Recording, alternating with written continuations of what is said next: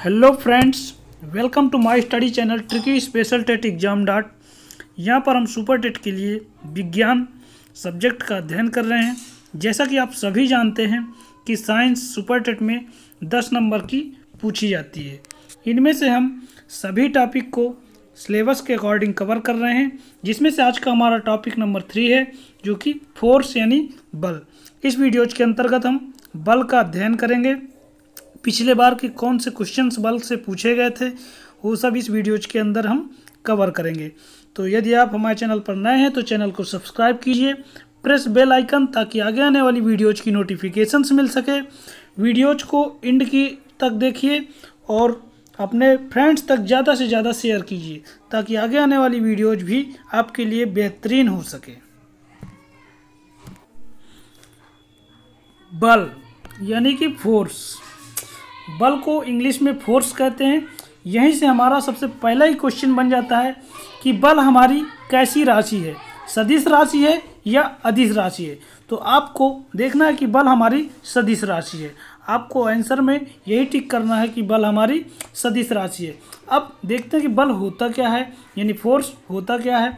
तो बल वह बाह्य कारक है जो एक वस्तु दूसरी वस्तु पर आरोपित करती है। बल क्या है? बल वह बाह्य कारक है जो एक वस्तु दूसरी वस्तु पर आरोपित करती है। जैसे कि सपोज एक यहाँ पर बुक रखी हुई है या कोई वस्तु रखी हुई है, ये अपने स्थान पर तब तक रखी रहेगी जब तक कि हम इस पर कोई धक्का ना देंगे या कोई खिंचाएंगे नहीं, तब तक यह क्या करेगी, एक स्थान से दूसरे स्थान पर अपना स्थान परिवर्तित नहीं करेगी। तो जो हम बाह्य बल लगाते हैं या कहें धक्का देते हैं, तो वही हमारा क्या होता है, बल होता है। फिर यहाँ पर हम देखेंगे कि जो बल का फार्मूला होता है F बराबर ma। m हमारा है द्रव्यमान और a होता है त्वरण। फिर बल का मात्रक की बात करें तो बल का यमकेएस पद्धति में मात्रक पूछता है, आपसे खूब पूछता है एग्जाम में। तो किलोग्राम मीटर पर सेकेंड स्क्वायर। हमने जब अभी पहला चैप्टर पढ़ाया था उसमें बताया था कि किलोग्राम किसका मात्रक है, द्रव्यमान का, और मीटर पर सेकेंड स्क्वायर किसका मात्रक है, त्वरण का। इस तरह से बल का यमकेएस पद्धति में जो मात्रक होता है वो हो जाता है किलोग्राम इंटू मीटर पर सेकेंड स्क्वायर। फिर यहाँ से एक क्वेश्चन वेरी इंपॉर्टेंट है जो कि एग्जाम में काफ़ी पूछा जाता है कि बल का एसआई पद्धति में बल का मात्रक क्या होता है। तो एसआई पद्धति में बल का मात्रक न्यूटन होता है। इसी किलोग्राम इंटू मीटर पर सेकेंड स्क्वायर को ही न्यूटन कहा जाता है, ध्यान दीजिएगा। फिर प्रकृति में कितने बल पाए जाते हैं? तो प्रकृति में 4 मूल बल पाए जाते हैं। कौन कौन से? नंबर फर्स्ट में है हमारा गुरुत्वाकर्षण बल, दूसरा हमारा विद्युत चुंबकीय बल, तीसरा प्रबल नाभिकीय बल और चौथा दुर्बल नाभिकीय बल। इनके विषय में हम जानेंगे। यहाँ से एक क्वेश्चन आया था पिछली बार सुपर टेट 2019 में कि सबसे क्षीण यानी सबसे कमज़ोर बल कौन सा है। तो वह हमारा गुरुत्वाकर्षण बल है, जो कि पिछले बार एग्जाम में यहीं से क्वेश्चन पूछा गया था। तो यहाँ पर क्षीण या दुर्बल एक ही बात है। सबसे कमज़ोर बल कौन सा होता है? गुरुत्वाकर्षण बल होता है। और सबसे मजबूत यानी प्रबल बल कौन सा है? सबसे मजबूत या सबसे प्रबल बल है प्रबल नाभिकीय बल। प्रबल नाभिकीय बल हमारा सबसे मजबूत बल होता है। और सबसे कमज़ोर या क्षीण या दुर्बल इसी को कहे तो सबसे कमज़ोर बल होता है हमारा गुरुत्वाकर्षण बल होता है। फिर यहाँ पर कुछ वैल्यूज हैं जहाँ से क्वेश्चन आपके एग्जाम में पूछे जाते हैं। स्मॉल जी, जिसे गुरुत्वीय त्वरण कहते हैं, तो स्मॉल जी का मान होता है 9.8 मीटर प्रति सेकेंड स्क्वायर। कैपिटल जी गुरुत्वाकर्षण नियतांक जिसे कहते हैं, तो इसकी वैल्यूज होती है 6.67 इंटू 10⁻⁻11 न्यूटन मीटर स्क्वायर प्रति किलोग्राम स्क्वायर। ये दोनों ही वैल्यूज बहुत ही इंपॉर्टेंट हैं। फिर यहाँ से नेक्स्ट क्वेश्चन, जब बल का मात्रक सीजीएस पद्धति में पूछे तो वह होता है डाइन। ध्यान दीजिएगा, तीनों मात्रक आपका एमकेएस में हो जाता है। एमकेएस में किलोग्राम इंटू मीटर प्रति सेकेंड स्क्वायर हो जाता है। फिर एसआई पद्धति में पूछे तो एसआई पद्धति में न्यूटन हो जाता है। और आपका जब सीजीएस पद्धति में पूछे तो सीजीएस पद्धति में बल का मात्रक डाइन होता है। यहाँ से एक वैल्यूज पूछी जाती है, 1 न्यूटन बराबर कितने डाइन? 1 न्यूटन बराबर 10⁻5 डाइन, जो कि आपके एग्जाम के लिए काफ़ी इंपॉर्टेंट है। फिर अभिकेंद्रीय बल का जो फार्मूला होता है F बराबर mv² बाई r होता है। एक क्वेश्चन यहाँ से बनता है कि मौत के कुएं में कुएं की दीवार पर मोटरसाइकिल चलाना कैसे संभव होता है। तो मौत के कुएं में कुएं की दीवार पर मोटरसाइकिल चलाना इसी बल के कारण यानी अभिकेंद्रीय बल के कारण ही संभव होता है। कई बार आप मेले वगैरह में देखे होंगे कि मौत के कुआं जो होता है उसकी दीवारों पर मोटरसाइकिल बड़े आराम से चलती है, तो वह किस बल के कारण ही है, अभिकेंद्रीय बल के कारण ही चलती है। कई बार आप साइकिल चलाए होंगे तो जैसे ही मोड़ आता है तो आप मोड़ में अंदर की तरफ झुक जाते हैं, तो ऐसा क्यों होता है, वो अभिकेंद्रीय बल के कारण ही होता है। फिर यहाँ से एक क्वेश्चन पूछा जाता है, दूध से मक्खन को अलग करते हैं किसके कारण। तो दूध से मक्खन को अलग जो करते हैं वो अपकेंद्र बल के कारण करते हैं। किस बल के कारण, अपकेंद्र बल। इसे छद्म बल के नाम से भी जाना जाता है, छद्म बल भी इसी को कहते हैं, और इसी से हम दूध से मक्खन को अलग करते हैं। फिर नेक्स्ट है हमारा उत्तोलक, जो कि इम्पॉर्टेंट है एग्जाम के लिए, काफ़ी एग्जाम में पूछा जाता है। उत्तोलक क्या होता है, उत्तोलक एक सीधी या टेढ़ी छड़ होती है। ठीक, तो यहाँ पर उत्तोलक के प्रकार, उत्तोलक 3 प्रकार के होते हैं। कौन कौन से, प्रथम प्रकार के उत्तोलक, द्वितीय प्रकार के उत्तोलक, तृतीय प्रकार के उत्तोलक। उत्तोलक को समझने से पहले हम 3 चीज़ें ज़्यादा फोकस करेंगे, जिनमें से हमारा आलम्ब, आयास और भार। अगर ये तीनों चीज़ें समझ में आ गई तो आप किसी भी उत्तोलक को बता देंगे कि कौन सा उत्तोलक किस प्रकार का उत्तोलक है। आलम्ब क्या होता है, जिस निश्चित बिंदु के चारों ओर उत्तोलक की छड़ स्वतंत्रता पूर्वक घूम सकती है उसे हम आलम्ब कहते हैं। आलम्ब क्या होता है, जिस निश्चित बिंदु के चारों ओर उत्तोलक की छड़ स्वतंत्रता पूर्वक घूम सकती है उसे आलम्ब कहते हैं। जैसा कि यहाँ पे हमने एग्जाम्पल लिया है, ये आपकी एक कैंची है, कैंची का ये जो बिंदु है इसके थ्रू कैंची चारों तरफ घूम सकती है, तो ये इसका आलम्ब हो जाता है। फिर आयास क्या होता है, आयास उत्तोलक को उपयोग में लाने के लिए उस पर जो बल लगाया जाता है उसे आयास कहते हैं। यानी कि जब हम किसी वस्तु पर जहाँ पर बल लगाते हैं वह स्थान उसका आयास कहलाता है। इस कैंची में हम जब यहाँ से कोई कपड़ा काटते हैं तो यहाँ पकड़ते हैं, तो यहाँ पर हमारा ये जो पॉइंट होते हैं आयास कहलाते हैं। फिर भार क्या होता है, भार उत्तोलक के द्वारा जो बोझ उठाया जाता है उसे हम भार कहते हैं। जैसा कि यहाँ पर हम देखेंगे, जब आप कैंची में आगे कपड़ा रखते हैं तो ये उसका एक तरह से भार हो जाता है। फिर आइए समझते हैं जो कि आपके एग्जाम में पूछे जाते हैं। प्रथम प्रकार के उत्तोलक कौन कौन से होते हैं, यही आप में पूछा जाता है। तो प्रथम प्रकार के जो उत्तोलक होते हैं, यदि आपका आलम्ब बीच में है और भार पहले है और आयास पीछे है तो आपके प्रथम प्रकार के उत्तोलक होते हैं। यहाँ पर देखेंगे उत्तोलक कौन कौन से प्रथम प्रकार के हैं। तो प्रथम प्रकार के उत्तोलक हैंडपंप हो गया, हथौड़ा हो गया, शीशा झूला हो गया, दंड तुला जिसे तराजू कहते हैं, कैंची और प्लास वेरी इंपॉर्टेंट, यही इसके बहुत फेमस उदाहरण हैं जो कि एग्जाम में पूछे जाते हैं। तीसरा यहाँ से साइकिल का ब्रेक किस में आएगा, प्रथम प्रकार के उत्तोलक में आ जाएगा। फिर द्वितीय प्रकार का उत्तोलक क्या होता है, द्वितीय प्रकार के उत्तोलक में हम यहाँ पर देखेंगे कि ये जो सरौता है हमारा द्वितीय प्रकार का उत्तोलक में आता है। द्वितीय प्रकार के उत्तोलक में आलम्ब सबसे आगे होता है, बीच में भार रखा जाता है और आयास अपना सबसे नीचे होता है।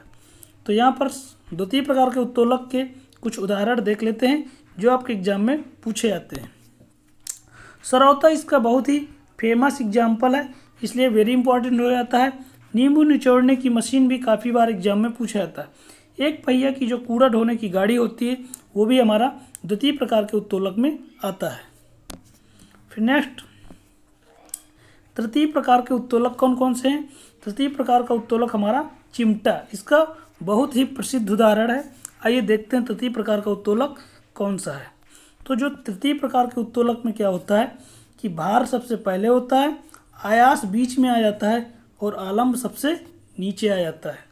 ये हमारे तृतीय प्रकार के उत्तोलक कहलाते हैं। तृतीय प्रकार के उत्तोलक के कुछ उदाहरण हैं जिनमें से हमारा चिमटा बहुत प्रसिद्ध है, एग्जाम में पूछा जाता है। चाकू, सीढ़ी, झाड़ू, नेल कटर, मनुष्य का हाथ, ये सभी तृतीय प्रकार के उत्तोलक हैं। इन्हीं से एग्जाम में क्वेश्चन पूछता है, एग्जाम्पल दे देता है और पूछ लेता है किस प्रकार के उत्तोलक हैं। फिर हम नेक्स्ट पढ़ेंगे दाब। दाब क्या होता है, जिसे हम इंग्लिश में प्रेशर कहते हैं। एकांक क्षेत्रफल पर लगने वाले अभिलंबोत बल को दाब कहते हैं। कभी भी एग्जाम में डेफिनेशन नहीं आएगी, आप सिर्फ कॉन्सेप्ट को समझिए। आप टीचिंग लाइन एग्जाम में मात्रक ज़्यादा पूछे जाते हैं और उनकी राशियाँ पूछी जाती हैं, सदिश राशि है, अदिश राशि है, ऐसे ही डेफिनेशन से क्वेश्चन नहीं आते। और उनके फार्मूले पर आप ध्यान दीजिएगा। फिर से देखते हैं, दाब यानी प्रेशर होता क्या है। एकांक क्षेत्रफल पर लगने वाले अभिलंबोत बल को हम दाब कहते हैं। दाब का जो फार्मूला होता है, दाब P बराबर F/A यानी फोर्स और अपान एरिया। दाब बराबर बल बटे क्षेत्रफल। फिर यहाँ से वेरी इंपॉर्टेंट है जो कि एग्जाम में पूछा जाता है, दाब का एसआई मात्रक क्या है।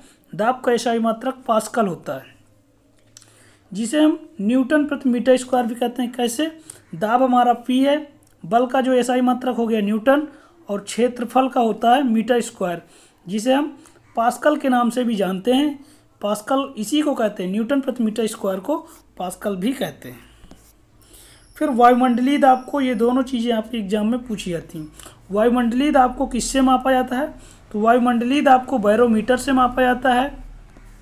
और इसकी एक वैल्यूज पूछी जाती है, वायुमंडलीय दाब का जो एसआई मात्रक होता है क्या होता है, तो वायुमंडलीय दाब का एसआई मात्रक बार होता है और एक बार बराबर 10⁵ न्यूटन प्रति मीटर स्क्वायर होता है। ये आपके एग्जाम की दृष्टि से बहुत महत्वपूर्ण वैल्यू है, कई बार पूछी जाती है। एक बार बराबर कितने पास्कल होते हैं, तो एक बार बराबर 10⁵ पास्कल या न्यूटन प्रति मीटर स्क्वायर। फिर घनत्व को देखते हैं, छोटी छोटी डिफिनीशंस हैं, इनके फार्मूले से ही क्वेश्चंस बनते हैं। घनत्व बराबर होता है द्रव्यमान बटे आयतन, घनत्व D, और घनत्व बराबर जो होता है हमारा द्रव्यमान बटे आयतन। द्रव्यमान का जो मात्रक होता है वो होता है किलोग्राम, और द्रव्यमान को हम प्रतीक किससे करते हैं, यम से, और आयतन को वॉल्यूम यानी V से प्रकट करते हैं। अपेक्षिक घनत्व बराबर क्या होता है, वस्तु का घनत्व बटे 4 डिग्री पर जल का घनत्व। यहाँ से एक फिर इम्पॉर्टेंट क्वेश्चन आता है, अपेक्षिक घनत्व को किससे मापते हैं, तो अपेक्षिक घनत्व को हाइड्रोमीटर से मापा जाता है। और घनत्व का मात्रक क्या होता है, तो घनत्व का मात्रक किलोग्राम प्रति मीटर क्यूब। अगर आपको फार्मूले याद हैं तो आप मात्रक बहुत आसानी से बना लेंगे। घनत्व बराबर अभी हमने बताया था क्या होता है, द्रव्यमान बटे आयतन। तो द्रव्यमान का जो हो जाता है यहाँ से मात्रक किलोग्राम हो जाता है और आयतन का मीटर क्यूब, तो घनत्व का जो मात्रक हो जाता है किलोग्राम प्रति मीटर क्यूब। फिर एग्जाम में खूब पूछता है जल का घनत्व कितना होता है, तो जल का घनत्व 1000 किलोग्राम प्रति मीटर क्यूब होता है। पारे का भी घनत्व कई बार एग्जाम में पूछा जाता है, इस कार्ड इम्पोर्टेंट हो जाता है। तो पारे का घनत्व 13,600 यानी 13,600 किलोग्राम प्रति मीटर क्यूब होता है। पिछली बार एक क्वेश्चन यहाँ से आया था आर्कमिडीज के सिद्धांत से। तो आर्कमिडीज का सिद्धांत क्या होता है, जब कोई वस्तु किसी द्रव में पूर्णतः या आंशिक रूप से डुबोई जाती है तो उसके भार में कमी प्रतीत होती है। भार में यह कमी उस वस्तु द्वारा हटाए गए द्रव के भार के बराबर होती है, तो इसे ही आर्कमिडीज का सिद्धांत कहते हैं। आर्कमिडीज का सिद्धांत होता क्या है, जब कोई वस्तु किसी द्रव में पूर्णतः या आंशिक रूप से डुबोई जाती है तो उसके भार में कमी प्रतीत होती है। भार में यह कमी उस वस्तु द्वारा हटाए गए द्रव के भार के बराबर होती है, इसे ही आर्कमिडीज का सिद्धांत कहते हैं। जैसे कि कई बार आपने देखा होगा नदी में नाव तैरती रहती है, वो इसी सिद्धांत पर कार्य करती है। प्लवन का सिद्धांत क्या होता है, जब वस्तु का भार वस्तु द्वारा हटाए गए पानी के भार के बराबर होता है तो वस्तु पानी की सतह पर पूर्णतः डूबी हुई तैरती है, इसे ही प्लवन का सिद्धांत कहते हैं। फिर यहाँ से कुछ क्वेश्चंस बनते हैं आपके एग्जाम में कि पानी का घनत्व और आयतन, यानी कि पानी का घनत्व अधिकतम कब होता है और पानी का आयतन न्यूनतम कब होता है। तो ध्यान दीजिएगा, 4 डिग्री सेंटीग्रेड पर पानी का घनत्व अधिकतम तथा आयतन न्यूनतम होता है। एक क्वेश्चन यहाँ से पूछा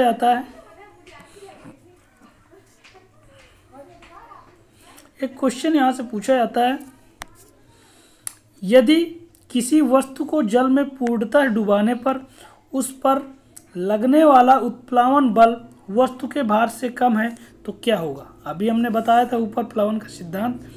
तो यहाँ पर वस्तु जल में डूब जाएगी। यदि उसका प्लवन बल का मान जो है कम है वस्तु के भार से तो वस्तु डूब जाती है। आइए इसको समझते हैं ऐसे। सपोज वस्तु का भार W है, प्लवन बल W1 है।